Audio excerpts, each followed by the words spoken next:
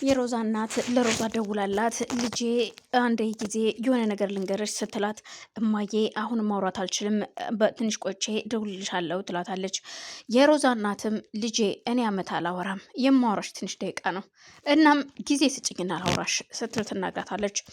ሮዛም እሺ በቃ ንገሪኝ እማዬ ምንድን ነው የምታውቂው ነገር አለ እንዴ? ዛሬ አንድ ሰው መጥቶ ነበር እዚህ ቤት እኮ ምን አይነት ሰው ነው እማ? ትልቅ ሰውዬ የሆነ ግብዳ የሚያክል ሰው ትልልቅ ጠብደል ጠብደል ሁለት በግራና በቀኝ የቆሙ ጥበቃዎችም አሉት። መጥቶ በግራና በቀኝ እያየ አንዳንዴ ደስ ሲለው ብቻውን ስቆ ዝም ይላል። ምንድን ነው ብዬ ልጠይቀው ፈልጌ ነበረ፣ ግን ደግሞ ፈራው ልጄ እኔ ምንም የማላቅ ምስኪን ሴት ነኝ። ለሁለት ቢደፈጥጡኝስ ብዬ ዝም አልኩኝ። ሰውየው ግን ቤቱን ተሽከርክሮ ሙሉ ዙሪያውን ግቢውን አይቶት እየሳቀ ከነዛው ከሁለት ጠባብደል ጠባቂዎቹ ጋር ተመልሶ ወጥቶ ሄደ። የምታውቂው ነገር አለ ልጄ ሮዛ ስትላት፣ በፍጹም እማዬ እንደዚህ ነገር አላውቅም። እንዴት ማን ዝም ብሎ እንዴት ሰው ቤት ተሂዶ ይታያል ስትል ትመልስላታለች። አላቅም ምናልባት ዴብ በላይ ላይ ቤቱን ሊሸጠው ይሆን እንዴ ስትላት፣ በፍጹም አይሆንም እንደዛ ሊያደርግ አይችልም። ደግሞ ነው ያለው። አይ እሱስ ታዩ ልጅ ከዚህ በኋላ አንቺ ምንም የምታደርጊው ነገር የለም። ሁልጊዜ ምን ያለውልሽ እኔ ያለውልሽ ነው የምትይኝ። ግን አንድም ጠብ ያለ ነገር አላየሁም እስከዛሬ። እናም በቃ ሽቻው እማዬ አሁን ማውራት አልችልም ስትል እናቷ ጆሮ ላይ ትዘጋባታለች። እውነት እናት በእናቴ ላይማ ሰው ሊሸጠው አይችልም ይሄን ቤት። እውነቴን ነው። አሁንም አጠምድረዋለሁ ማጥመድ አለብኝ በማለት ብቻዋን ታስባለች። ግን ደግሞ ዶክተሩም ደውሎላት እንድትመጣና ለምርመራ ቼክአፕ እንድታደርግ ጠይቋት ነበረ። ሮዛም ትንሽ ቆይቼ እመጣለሁ ስትል ለዶክተሩ ትመልስለታለች። በጣም ጥሩ ትልና እሷም ተዘገጃጅታ ወደ ሆስፒታል ትሄዳለች። ዴብ ቤት ሲመጣ ማንም ሰው አልነበረምና ብቻውን ወጥቶ ገብቶ ቤቱን አይቶት ውጭ በረንዳ ላይ ቁጭ ብሎ እያለ ሂዋን ትመጣለች። ከዚህ በኋላ እኮ ይሄ ቤት የኔ ቤት አይደለም ታውቂያለሽ ሂዋን፣ ቆይ አልገባኝም፣ ምንድን ነው እየተካሄደ ያለው ዴብ እስኪ አስረዳኝ ቀስ በልና ስትለው፣ እዩልሽ ሮዛ ደግነቱ ልጁ አልተወለደም እንጂ ቢወለድም እኮ የኔ ልጅ አልነበረም ሮዛ ያረገዘችው ሲላት፣ አልገባኝም ምን እያልክ ነው ዴብ? በትክክል ልጁ ያንተ ነበረ። ምክንያቱም ዲኤንኤ ያስመርምረው ስለነበረ ያንተ ልጅ እንደሆን ለባንቴሮ ደውላ ነግራው ነበር ትለዋለች። በፍጹም የኔ ልጅ አይደለም። እሷን በአንደበቷ እኮ ተናግራለች። ከሌላ ወንድ ጋር ተኝታ ነበረ። እናም ግን ደግሞ ያው ይሄ ሽማግሌ የተረገመ ሽማግሌ ደግሞ ከሌላ ወንድ እንዳረገዘችው ነገረኝ። የተገጨችውን መኪናም አደጋው የደረሰባት እያስረገዛት ሰው ጋር ነበረች አብራ። እናም ልጁ የኔ አልነበረም። እባክህ እንዴ ተረጋጋ፣ ምናልባት አንተን ለማጥመድ ይህን ነገር ያሴሩት ስትለው፣ በፍጹም አይመስለኝም። ግን ደግሞ አሁን በሚገርም ሁኔታ ደግሞ ይኸውልሽ ያን ጊዜ አደጋው ሲፈጠር የቤቱን ካርታ ይዛው ሄዳ ነበር መሰለኝ። እናም አቶ መሰለ ካርታውን አግኝቶ እኮ ቤቱን በስሙ አዙሮታል ይላታል። ምንድን ነው እየተካሄዳለው? አልገባኝም፣ ግልጽ አድርግልኝ ስትለው፣ አዎ ከዚህ በኋላ ይሄ ቤት የዴብ ሳይሆን የአቶ መሰለ ቤት ነው ይላታል። ምን? አዎ እኮ እንዴት ሆኖ እኮ እንዴት እንደዚህ ሊሆን ይችላል ሲላት፣ አላቅም ለኔም እንግዳ ነገር ነው እየሆነብኝና ነገሩ እንደዚህ ነው ስትለው፣ በፍጹም ይልና ትደነግጣለች። ሂዋንም ለማንኛውም መጣው የሆነ ቦታ ደርሼ ልምጣ ትለውና ትታው ትሄዳለች። እሷም ሞታ የሄደችው አቶ መሰለን ለማግኘት የሚጠጣበትን ቤት ስለምታውቀው ቀጥ ብላ ስትሄድ አቶ መሰለ እዛ ቁጭ ብሎ ነበርና፣ እሺ ቀሽቷ እንዴት ዛሬ መጣሽ እባክሽ ፈልገሽኝ ነው ሲላት፣ አዎ ፈልጌክ ነው እየመጣሁት። ታዲያ ለምን የመጣው ይመስልሃል ስትለው፣ ግን አንተ ሰውዬ ግን ምን እያደረክ ነው? ታይ ቀስ በይ፣ ቀስ ብለሽ ረጋ ብለሽ ቁጭ በይ፣ ዝም ብለሽ አትንቀሽቀዢ ይላታል። ነው ወይስ ያ ዴብ መንቀሽቀዡን አጋባብሽ እንዴ በማለት ወደፊትም ይወስድባታል። ይኸውልህ እንደዚህ እንኳን እኔን ምንም ልታስተምረኝ አትችልም። ለማንኛውም ግን የመጣሁት የሆነ ነገር ላናግርህ ፈልጌ ነው።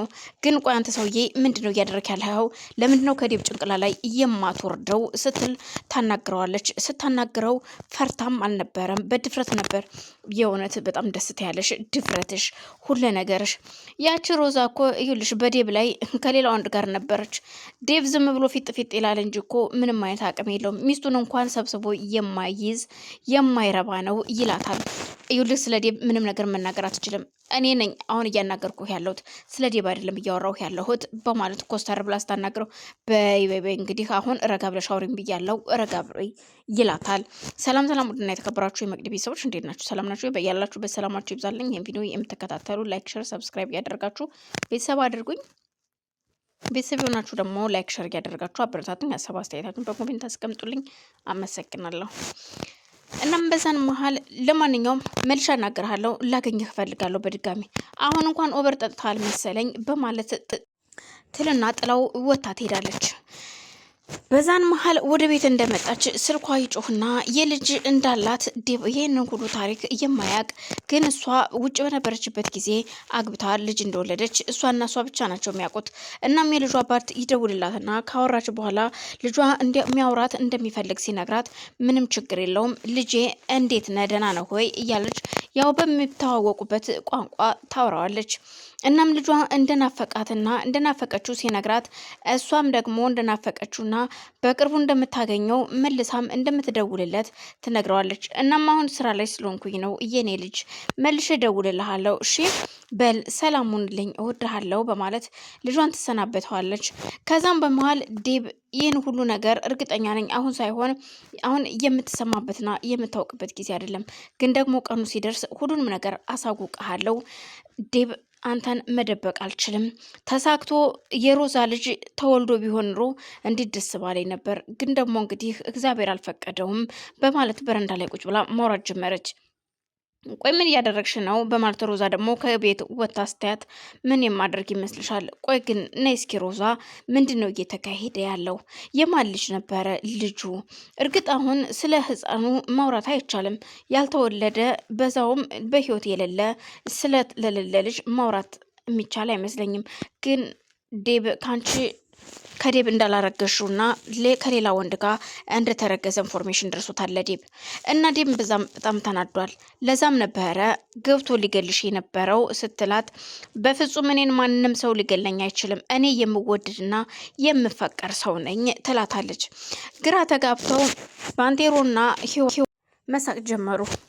አሁን አንቺ ነሽ ሰው የሚወድሽና የሚያፈቅርሽ ከራስሽ ከጥላሽ ጋር ራሱ እኮ የተጣላሽ ነሽ።